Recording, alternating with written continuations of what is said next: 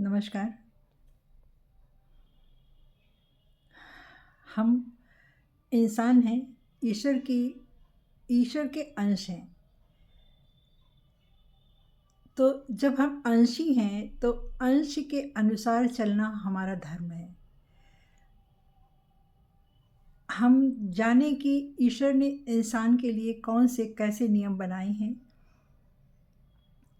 और उसी अनुसार खुद को चलाएं। जैसे कि सत्यता हो, हमारे अंदर प्रेम हो, ईमान हो और खुशी हो, ऊर्जा हो, काम करने की इच्छा हो और उसमें भक्ति हो, थोड़ी सी आध्यात्मिकता भी हो।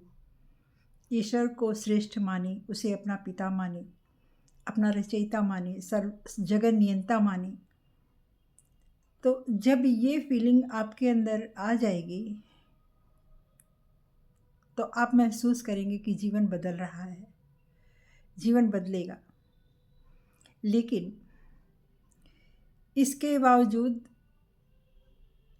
अगर आप कुछ करना चाहते हैं या कुछ इच्छा रखते हैं ईश्वर से कि हमें ये चाहिए, तो वो आपको राह तो दिखाएगा, अवश्य दिखाएगा, लेकिन कोशिश आपको करनी होगी।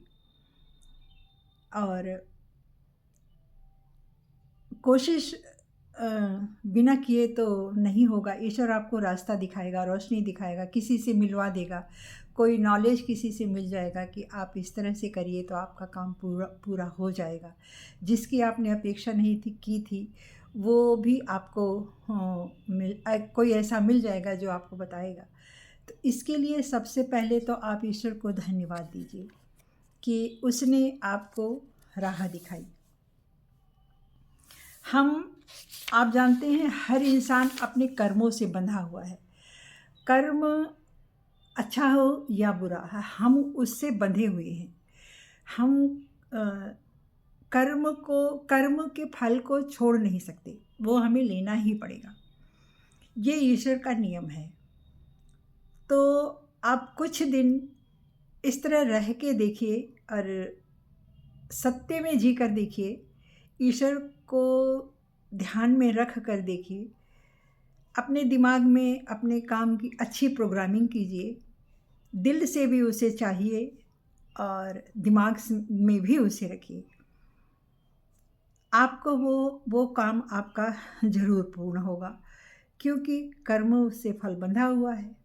इसलिए आपकी वो इच्छा ज़रूर पूरी होगी, निश्चित रूप से पूरी होगी। आपने देखा होगा एक ही परिवार में कई लोग रहते हैं, सब एक ही माहौल में पढ़े हैं, बड़े हुए हैं, फिर भी सबके काम अलग अलग होते हैं, सबकी तकदीर अलग अलग होती है, सबके दिमाग अलग अलग होते हैं। क्यों होता है ऐसा, आपने सोचा?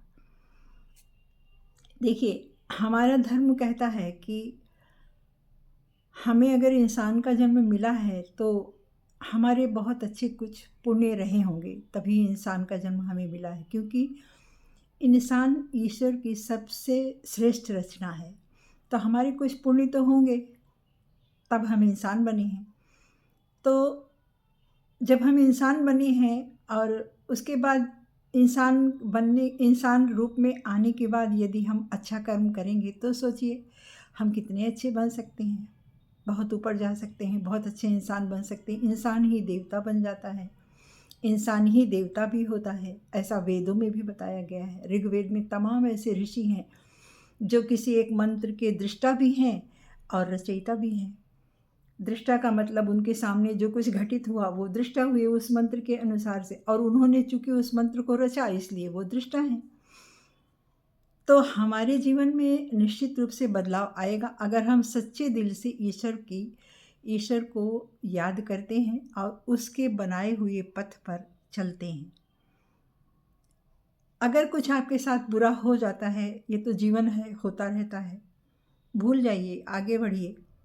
किसी ने आपके साथ धोखा किया, किसी ने चीटिंग की, ठीक है, आप निपट सकते हैं आराम से, तो कोई बात नहीं तो छोड़ दीजिए, उसका बदला ईश्वर उससे लेगा, निश्चित रूप से लेगा। कहीं ना कहीं उसको वही चीज़ मिलेगी जो उसने आपके साथ किया है। तो इसलिए ईश्वर पर पूरा पूरा भरोसा रखिए। वो हमारा जनक है, वो हमें हर पल देख रहा है, हमारी हर गतिविधि को देख रहा है, इंसान देखे या ना देखे, ऐसा हमारा शास्त्र कहता है। और हम अपने शास्त्र पर पूर्ण विश्वास करते हुए इस चीज़ को माने और इस हिसाब से अपने जीवन को चलाएं। धन्यवाद।